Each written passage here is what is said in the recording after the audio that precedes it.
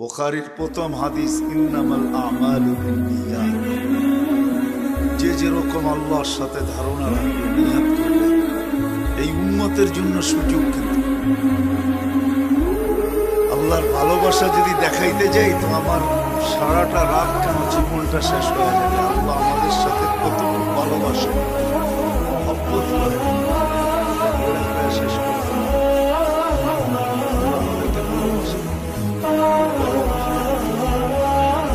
ভালোবাসতেন। 24 ঘন্টা নাফরমানি করি, 24 ঘন্টা আমাদেরকে বিনা পয়সায় অক্সিজেন দিয়ে কেন সুরক্ষিত করে? যুবক, কতক্ষণ আল্লাহ বলি, কয়বার বলি? হাত উঠায়া বলুক তো একজন, একবার আমি মন খুইলা মনের থেকে চিৎকার দিয়া আল্লাহ জিজ্ঞাসা করে, এত জোরে চিৎকার দিলি কেন? আমি তো তোর সারগের চোখ আছে। সারাদিন তুমি অক্সিজেন দিয়ে সুরক্ষিত করো, একটা টাকাও নেও না। আমার মন চাইলো আমি তোমাকে মন বইরা একবার আল্লাহ বলি। এরকম একজন যুবক যে সারাদিনে একবার মন বইরা আল্লাহ একবার খারাপ হয়ে যাবা। বলবো 14 তারিখ তো আসতেছে, ঠিক মেসেজ তো কতবার লেখলা, একবার আমারে বলো আই, প্রত্যেকটা বাদ দিলাম ইউ, একবার লেখা পড়ো।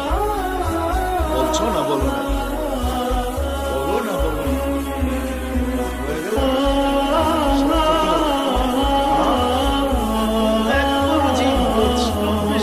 আল্লাহকে ডাকলা না, আল্লাহ বলে একটা চিৎকার দিলা না। আল্লাহ যদি জিজ্ঞাসা করে এত জোরে কেন ডাকলি? মালিক 24 ঘন্টা অক্সিজেন দিয়া সুরক্ষিত করো। ভিতরের মনটা বলল একবার তোমার মন পুরা ডাকি, একবার।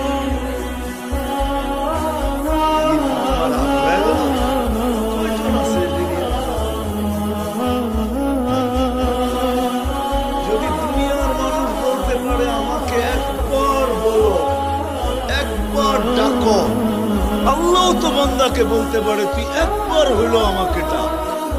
আমার না দানি তালাক্কাইতু একবার ডাইকা তো দেখ, তুই ডাক দিতে দেরি, আমি যত দূরে থাকি না কেন ছানি দিয়া বুকে নিতে দেরি। যদি বলি মালিক গুনাহ, হায় হায়, নাইলে এই হাদিস কোনোদিন আসতো না। হাদিসের কাহিনী বলতেছি আমি। 250 বৎসর ধরে মূর্তির পাশে বৈশা সনম সনম বলে একবার বলছে সামাদ। আল্লাহ জবাব দিছে লাব্বাইক। সৃষ্টি জিজ্ঞাসা করছে এখনো তো মূর্তির সামনে বসা, মূর্তি কি তো ডাকতে ছিল, ভুলে না আপনাকে ডাকলো? দুইটা জবাব দিছে, বলছে আমিও যদি সাড়া না দেই, পাথরের মূর্তিটাও সাড়া দেয় না, আমিও যদি না দেই, ওনার আমার পার্থক্য রইল তো রইল কোথায়? দ্বিতীয় জবাব দিছেন অপেক্ষায় ছিলাম, একবার হইল আমাকে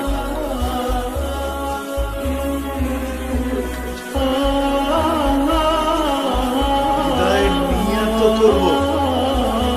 কথা এখনো আমি শুরু করি নাই, নিয়ত করব যে যা শুনবো তা মানব ইনশাআল্লাহ। ওকে, আগে চলতে পারি ইনশাআল্লাহ। দিলে আল্লাহ রসুলের কথা দিলে কাঁদবে না, এটা তো হইতেই পারে। আমরা যদিও বুঝি নাই, কিন্তু কাফেররা জানতো। এই জন্যই কোরআন বলে লা তাসমাউ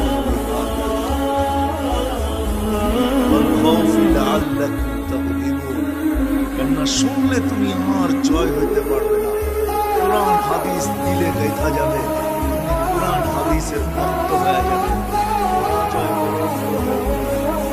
মুহাম্মদুর রাসূলুল্লাহ সাল্লাল্লাহু আলাইহি ওয়াসাল্লামের সামনে তুমি পরাজয় বরণ করবে। কাফেররাও বুঝলো আজকে তো মুসলমান, যা যাহোক মেরে দোস্ত, কথা শুরু করা যাক। আমরা জমিনে পা রাখতে দেরি, আমাদের যাত্রা চলমান হতে দেরি। সবাই কিন্তু জানো, এটা ভাবেন সবাই আমরা যাত্রী, যাত্রা আমাদের চলমান। জমিনে পা রাখতে দেরি, আমার পেটের থেকে আসতে দেরি,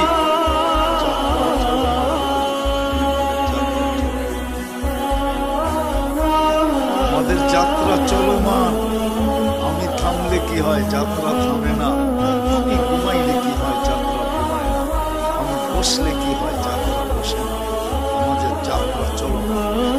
সবাই আমরা কান্ত ছুটতেছি, আমার দিকেও ছুটতেছে, আমিও ছুটতেছি।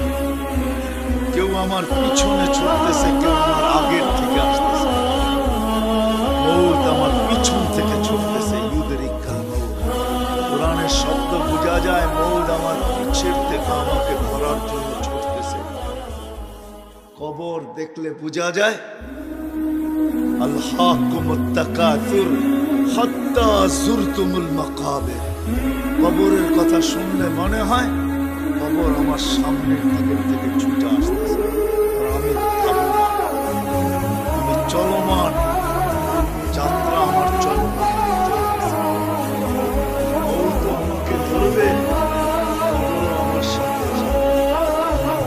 মধ্যখানে দুইয়ের মাঝে আমি। আমাদের সবার যাত্রা চলমান।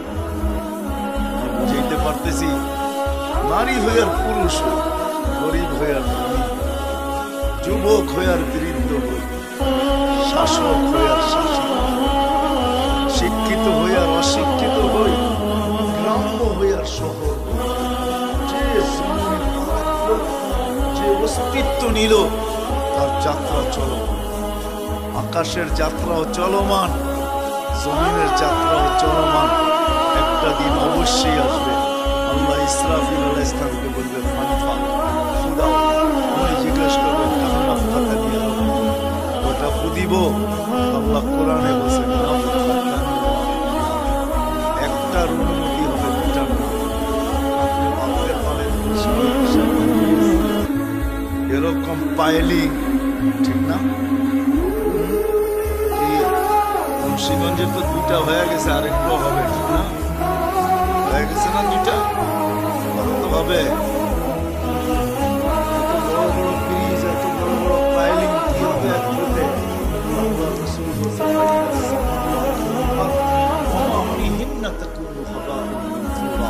আকাশ জমিনের ভিতরে যা কিছু আছে সব পুরা হয়ে নিঃশেষ হয়ে, সব পুরা হয়ে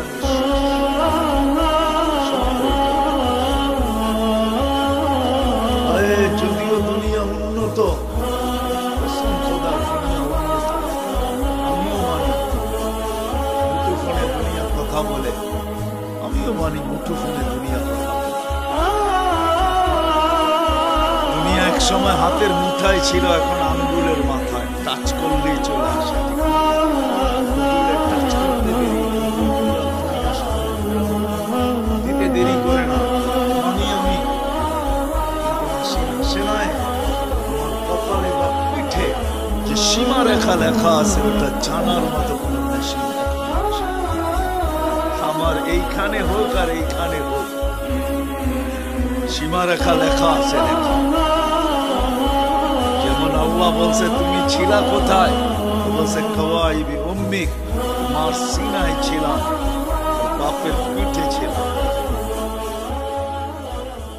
কাওয়াইবি উম্মিক, মার সিনায় ছিলাম আমরা, আর বাপের পিঠে ছিলাম। এখান থেকে আল্লাহ বাণী করছে। এরকমও লেখাও আছে আমাদের পিঠে হোক আর কপালে লেখা আছে, মেশিন আসে নাই। জানার কারো সুযোগ নেই যে কখন এখান থেকে বাকি হয়, যে কোন অবস্থায় যাবো এটাও জানি।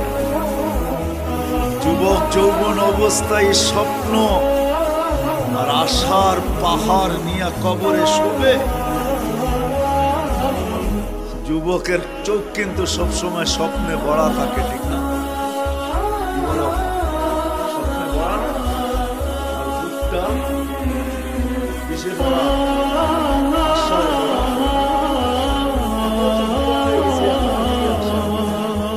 চেয়ারম্যানদের যুগে এলো বলবে খালি আর কি আশা ঠিক না চেয়ারম্যান তো হয়ে গেলাম আর কি আশা আমাদের আশা শেষ কিন্তু যুবক তোমার বুকটা তো সিনায় এবং আশায় ভরা চোখগুলা তো স্বপ্নে ভরা তাই না বুকটা কিসে ভরা চোখটা স্বপ্নে ভরা কিন্তু আল্লাহ বলে কত যুবককে তো আমরা যৌবন অবস্থায় কবরের কোলে শোয়ায় দিলাম মালিক আশার স্বপ্ন সব সহ শোয়ায় দিলাম সব যাত্রা কিন্তু আমাদের চলবে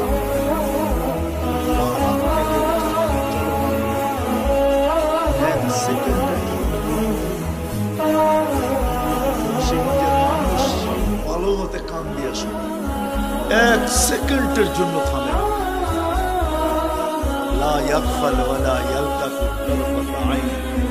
চোখের পলক জপতে যতটুকু সময় লাগে এতটুকু সময়ের জন্য কখনো উদাসীন হয় না শুধু শুধু কিতাবে আসে নাই মালাকুল মউত ডেইলি দেখতে থাকে লিস্টিতে কবে বাদ বেশি মাটি ডেইলি চিৎকার দিতে থাকে মানুষ তুই জানোস না আমার বুকে চলমান পিঠে চলমান অচিরেই তুই আমার পেটে আসবি যুবক ভালো মতে শোনো ভাই তোমরা যখন হাসো কসম খোদার পায়ের নিচের মাটিটা বলে আকাদ হাকু আলা বাহারি তুমি আমার পেটে হাসো তাই না সতাহজানু সতবকি ফি বতনি হতে পারে তুমি আমার পেটে কাঁদবে আওয়াজ শুনবে না চোখে কেউ দেখবে না কেউ আওয়াজ শুনবে না আবার যখন ফুর্তি করে ফুর্তি যেমন মৌসুমে মৌসুমে আমরা ফুর্তি করি না 31 নাইট আইলে ফুর্তি ফুটবলে জিতলে ফুর্তি আবার 14 তারিখে একটা ফুর্তি হবে ঠিক না রাগ হয়ে গেল এখনো তো কিভাবে দেখবো মেসেজ এটা এখন থেকে ভাবতে শুরু করবো কিভাবে লেখা যায় কোন ছবিটা দেওয়া যায় ঠিক না যখন ফুর্তি করে তো পায়ের নিচের মাটি বলে তাসুকু আলা বাহারি সাতাহজানু ফি বাতনি তুমি ফুর্তি করতেছো তাই না আমার পেটে তুমি দুঃখের সমুদ্রে ডুবতে পারো দুঃখের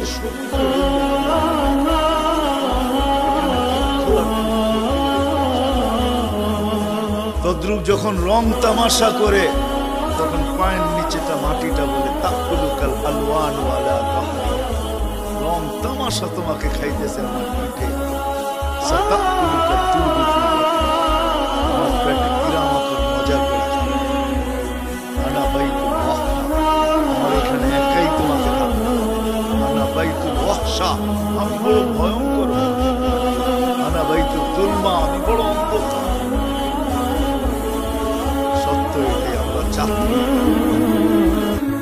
গন্তব্যে পৌঁছতেই চাই আপনি মানে না ইচ্ছা স্বাধীনতা দিছে যার কারণে 4টা জিনিস করা সম্ভব ইচ্ছা স্বাধীনতা বোঝেন আল্লাহ আমাদেরকে ইচ্ছা স্বাধীনতা দিছে যার কারণে 4টা জিনিস করা সম্ভব যা কিছু তা লেখা যা খুশি তা মনে হয় বুঝাইতে পারি যা খুশি তা বাবা যায় বাবা বোঝেন চিন্তা করা যায় যা খুশি তা বলা যায় চতুর্থ স্বাধীনতা হলো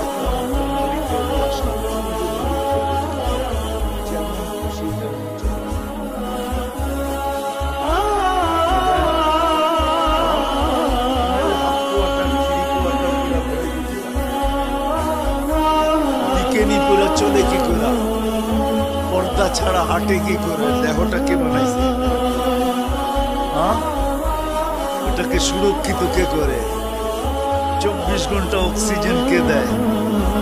কয় লিটার দেয় জানেন? 550 লিটার ডেলি দেয়। 550 লিটার। মাসে 16,500 লিটার অক্সিজেন দেয়। কত? কে সুরক্ষিত করে? 1 মিনিটের জন্য যদি মুন্সিগঞ্জের থেকে অক্সিজেন হাওয়া হয়ে যায়, উড়া যায়, চলে যায়, লোডশেডিং চলে আসে, অসুবিধা হবে? কি হবে? 1 মিনিট অক্সিজেন থাকবে না, কি হবে? মারা যাবো? ওই একদিনও তো ভাবলাম না যে ডেলি তো অক্সিজেন নেই আল্লাহ, যিনি 24 ঘন্টা সুরক্ষিত করে অক্সিজেন দিয়া 1 পয়সাও তো নেয় না। একদিনও তো নির্জনে বসে ভাবলাম না মালিক একটা পয়সা নেস না। প্রতি মাসে 16,500 লিটার, প্রতি বৎসরে কত লিটার? এই ছোট জীবনটায় কত লিটার? ডেলি সুস্থ রাখার জন্য 36 বার আল্লাহ দিয়া ডায়ালিসিস করে। আমাদেরকে সুস্থ রাখার জন্য, পাওয়ারফুল রাখার জন্য, পুরুষকে পুরুষত্বে রাখার জন্য, যুবককে যৌবনের তরঙ্গে রাখার জন্য, নারীকে নারীত্বের ভিতরে রাখার জন্য, নাদুস নুদুস সুস্থ রাখার জন্য ডেলি কিডনি 36 বার ফেরত দিয়া ডায়ালিসিস। আমার না অনুভূতি, না আমার খবর, না কষ্ট, না কিছু, আমি জানি না কিডনি অটোমেটিক 24 ঘন্টায় 36 বার, 40 মিনিটে একবার ডায়ালিসিস। স্বাধীনতা দিছেন বিদায়, যেমন খুশি তেমন চলা যায়, নাইলে 3 কোয়ার্টার আর বিকিনি, নাইলে পর্দা ছাড়া ঘরের থেকে বাহির হওয়া, যা খুশি তা মুখে আসে তা বলা, যা মনে চায় তা ভাবা, আর যা মনে চায় তা লেখা ছেড়ে দেওয়া। ইচ্ছা স্বাধীনতা দিয়েছেন, তুই করিস কি আমি দেখতে থাকি। ফান্তাযিরু ইন্নী মাআকুম মিনাল মুনতাযিরিন, আমি তোমাদের সাথে অপেক্ষায় আছি। মালিক কিসের অপেক্ষা? ইদা জা আজালু, সীমারেখায় পা কখন দেবে, কি করবেন? আখাযনাহু বাগতাতান, ছু মাইরা ওকে উঠায় নেবে। যদি মালিক টেকনোলজির যুগ, যদি টেকনোলজি দিয়ে প্রতিরোধ করে, আল্লাহ বলে ওয়ালাউ ফি বুরুজিন মুশাইয়্যাদা, সারা দুনিয়ার টেকনোলজি দিয়ে তুই প্রতিরোধ করতে পারিস। সময় আসতে দে, তোকে উঠায় নিয়ে আসবো। টেকনোলজি শুধু দেখা দেখা দেখা। আজ পর্যন্ত মালাকুল মউতের ছবি কোন সিসি ক্যামেরায় আসে? কিয়ামতের সকাল পর্যন্ত আসবে।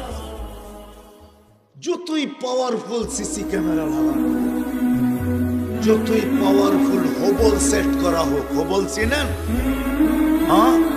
নাসার সবচেয়ে পাওয়ারফুল দূরবীন, যেটা দিয়ে মহাশূন্যে দেখে, ওইটাও যদি কারোর উপরে ফিট করা হয়, মালাকুল মউতকে আসতে হবে।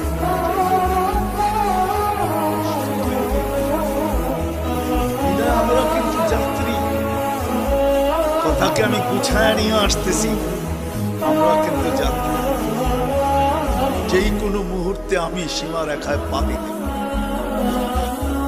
যদি জানতো যে পদ্মা ব্রিজ ভিডিও করা আমার পক্ষে সম্ভব হবে না, বরং মালাকুল মউত মধ্যখানে দাঁড়ানো আছে, আমি যা ভাইবা ভিডিও করতেছি যে পদ্মা সেতু আমি ভিডিও ছাড়বো, 18.5 কোটি মানুষ আমাকে ভিউজ দিবে, সবাই দেখবে। হায় হায়, যুবক যদি জানতো যে পদ্মা সেতুর মধ্যখানে মালাকুল মউত দাঁড়ানো আছে, শুধু আমার মউত হবে না, জানি না কতদিন